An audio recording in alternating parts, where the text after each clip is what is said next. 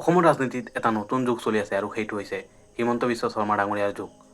হয়, আজিৰ পৰা 10 বছৰ আগলৈকে বিজেপি অসমত চৰকাৰ গঠন কৰিব বুলি ক'লেও আচৰিত যেন আছিল আৰু আজিৰ তাৰিখত বিজেপিয়ে 3বাৰকৈ চৰকাৰ গঠন কৰিবলৈ সক্ষম হয় আৰু মাননীয় মুখ্যমন্ত্ৰী হিমন্ত বিশ্ব শৰ্মা ডাঙৰীয়াই 2বাৰকৈ শপত গ্ৰহণ কৰে এজ এ মুখ্যমন্ত্ৰী। আচলতে কি কাৰণে বিজেপিক ইমান ডাঙৰ জয় হোৱাত সহায় কৰিছে গোটেইখিনি আলোচনা কৰিম ভিডিঅ'টো শেষলৈকে চাব। আৰু এজ এ পাৰ্চন মোৰ নিজৰ পলিটিকেল ভিউ থাকিব পাৰে, কিন্তু সম্পূৰ্ণ ভিডিঅ'টোত মই মোৰ পলিটিকেল ইনফ্লুৱেঞ্চ আহিবলৈ নিদিওঁ। মই গোটেইখিনি তথ্য নিউজ আৰ্টিকেলৰ পৰা কালেক্ট কৰিছোঁ আৰু দৰকাৰ হ'লে গোটেইখিনি চ'ৰ্চ মই ডেছক্ৰিপশ্যনত দি দিম। ভিডিঅ'টো শেষলৈকে চাব।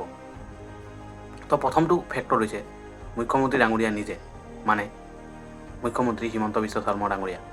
আজিৰ তাৰিখত হিমন্ত বিশ্ব শৰ্মা ডাঙৰীয়াই যি পলিটিকেল ষ্টেটমেণ্ট দিয়ে গোটেই ভাৰতবৰ্ষত ভাইৰেল হৈ পৰে। তেওঁ দিয়া এগ্ৰেছিভলি হিন্দুত্ববাদী পলিটিকেল ষ্টেটমেণ্টবোৰৰ পৰা আৰম্ভ কৰি ল এণ্ড অৰ্ডাৰৰ পৰা আৰম্ভ কৰি ক'ভিড পিৰিয়ডত তেওঁ যিবোৰ কাম কৰিছিল সেইবোৰে তেওঁ গোটেই ভাৰতবৰ্ষত ফেমাছ কৰি তুলিছে।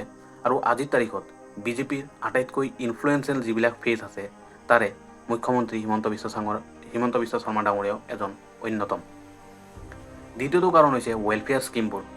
অৰুণোদয়ৰ পৰা আৰম্ভ কৰি নিযুত মইনা, বাবু আঁচনি, লাখপতি বাইদেউ, সমাজৰ বিভিন্ন শ্ৰেণীৰ মানুহসকলক বিজেপিয়ে বিভিন্ন ধৰণৰ আঁচনিৰে কানেক্ট কৰিবলৈ সক্ষম হৈছে আৰু এনেদৰে বিজেপিয়ে অসমৰ মানুহৰ ঘৰে ঘৰে সোমাই গৈছে।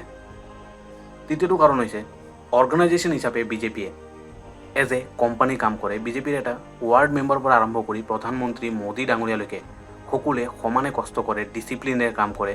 সৰুৰ পৰা ডাঙৰ ইলেকশ্যনলৈকে সকলো ইলেকশ্যনত প্লেনিঙেৰে যুঁজ দিয়ে, যাৰ বাবে বিজেপি আজি ভাৰতবৰ্ষৰ 22খন ৰাজ্যত চৰকাৰ গঠন কৰিবলৈ সক্ষম হৈছে বিজেপি বা বিজেপিৰ মিত্ৰজোঁটে। চতুৰ্থটো কাৰণ হৈছে অপজিশ্যন নিজে।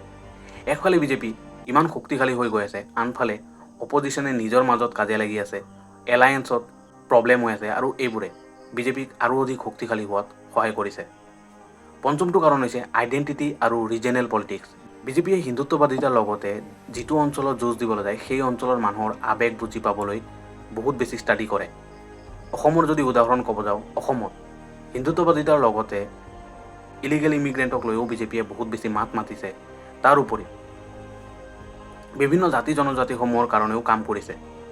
আপুনি যদি যোৱা কেইটামান বছৰত কামৰ পেটাৰ্ণ চাইছে তেতিয়াহ'লে গম পাব যে অসম আন্দোলনৰ শ্বহীদসকলক সন্মান দিয়াৰ পৰা আৰম্ভ কৰি বাগৰুম্বা নৃত্য, ঝুমুৰ বিনোদনী, বিহু এইবোৰক ৱৰ্ল্ড লেভেললৈকে প্ৰমোশ্যন কৰাৰ পৰা আৰম্ভ কৰি লাচিত বৰফুকনৰ মৈদাম বনোৱাৰ পৰা আৰম্ভ কৰি তিৱাসকলৰ প্ৰতাপী ৰজা জোঙাল বলুক সন্মান দিয়াৰ পৰা আৰম্ভ কৰি উপেন্দ্ৰনাথ ব্ৰহ্ম ডাঙৰীয়াক সন্মান দিয়াৰ পৰা আৰম্ভ কৰি গোটেইখিনি কাম বিজেপিয়ে কৰিছে, যিয়ে অসমৰ প্ৰতিটো জাতি জনজাতিৰ ৰক্ষক হিচাপে বিজেপিক ভাবিবলৈ মানুহে বাধ্য হৈছে। আৰু তেনেদৰে বিজেপিয়ে অসমৰ প্ৰতিখন গাঁৱত প্ৰতিখন চকত সোমাই যাবলৈ সক্ষম হৈছে। তাৰোপৰি ছ'চিয়েল মিডিয়া মাৰ্কেটিং। আপুনি বিজেপিৰ প্ৰতিজন লিডাৰক একোজন ছ'চিয়েল মিডিয়া ইনফ্লুৱেঞ্চাৰ বুলি ক'লেও ভুল নহ'ব। আপুনি যদি মুখ্যমন্ত্ৰী হিমন্ত বিশ্ব শৰ্মা ডাঙৰীয়াৰ ফেচবুক পেজটো ফ'ল' কৰে তেতিয়াহ'লে গম পাব তেওঁ ব্লগ বনায়, তেওঁ লাইভ আহে আৰু এনেদৰে তেওঁ জেনজিৰ লগতো কানেক্ট কৰিবলৈ সক্ষম হৈছে। তাৰোপৰি বিজেপিয়ে যোৱা 10টা বছৰত আন্তঃগাঁথনিক লৈ যিবোৰ কাম কৰিছে সেইবোৰ মানুহৰ চকুত পৰিছে। যোৱা 10টা বছৰত ৰাস্তা ঘাটৰ পৰা আৰম্ভ কৰি ৰেলৱে লাইনৰ পৰা আৰম্ভ কৰি বিভিন্ন ধৰণৰ ইনফ্ৰাষ্ট্ৰাকচাৰ প্ৰজেক্ট আহিছে। তাৰ উপৰি এডভান্টেজ আছামৰ দৰে আন্তঃৰাষ্ট্ৰীয় বিনিয়োগ সন্মিলন অনুষ্ঠিত কৰিছে আৰু য'ৰ পৰা ডাঙৰ পৰিমাণে ইনভেষ্টমেণ্ট আনিছে আৰু ছেমি কণ্ডাক্টৰ ইণ্ডাষ্ট্ৰী তাৰ ভিতৰত অন্যতম। এইবোৰে মানুহক বিজেপিৰ ওপৰত আস্থা আৰু বিশ্বাস আৰু বেছি বঢ়াই দিছে আৰু এনেদৰে বিজেপি অসমত এটা শক্তিশালী ৰূপত নিজক নিজে প্ৰতিষ্ঠা কৰিছে। ইয়াৰ উপৰি আৰু বহুতো কাৰক আছে যিবোৰে বিজেপিক অসমত নিজৰ ভেটি মজবুত কৰাত সহায় কৰিছে। আপোনালোকেও যদি এনেকুৱা ফেক্টৰ কিছুমান ক'ব বিচাৰে যিবোৰে অসমত বিজেপিক জয় হোৱাত সহায় কৰিছে, আপোনালোকে কমেণ্ট বক্সত নিশ্চয় জনাব পাৰে। ভিডিঅ'টো ভাল লাগিলে লগৰ বন্ধু বান্ধৱবিলাকক শ্বেয়াৰ কৰিব আৰু চেনেলটোত নতুন হ'লে চেনেলটো ছাবস্ক্ৰাইব কৰি দিব। আপুনি যদি ফেচবুক পেজত চাই আছে ফেচবুক পেজটো ফ'ল' কৰি দিব। ধন্যবাদ।